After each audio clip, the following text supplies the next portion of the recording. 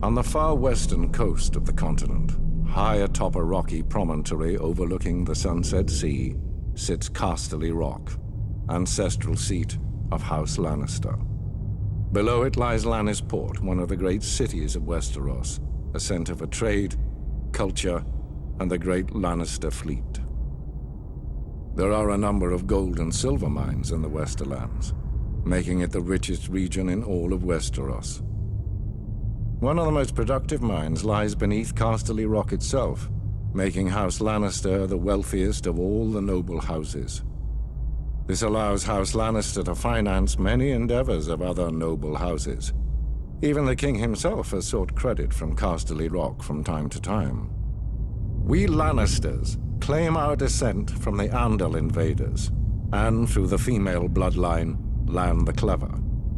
According to the legend, Lann, using only his wits, won Casterly Rock from the noble House of Casterly during the Age of Heroes.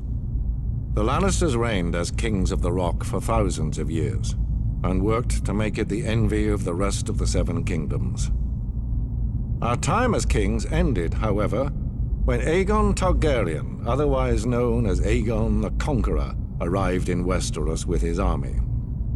The last king of the Rock, King Loren Lannister, joined forces with King Mern Gardener, the king of the Reach. Together, with 60,000 men, they met the Targaryen host in open battle. History tells us that Aegon unleashed all 3 of his dragons, slaughtering 4,000 men at what came to be known as the Field of Fire. King Mern himself was burned alive that day, and House Gardener turned to ash with him.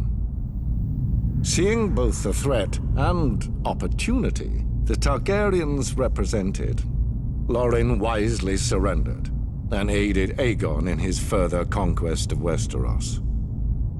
The Lannisters were thus appointed Lords Paramount of the Westerlands and Wardens of the West, titles we hold to this day. Let us be clear, though. It is neither luck nor royal favor that makes our house prosperous.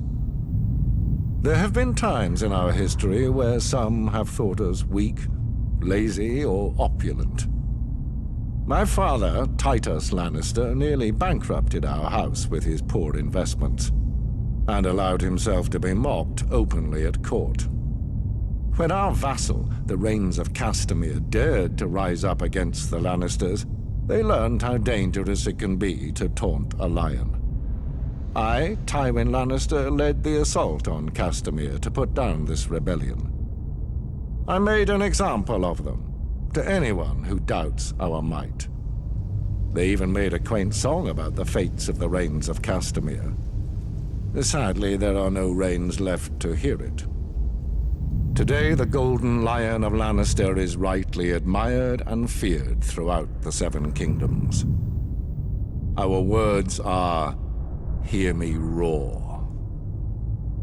But there are other words that should be remembered when crossing a lion of Casterly Rock. A Lannister always pays his debts.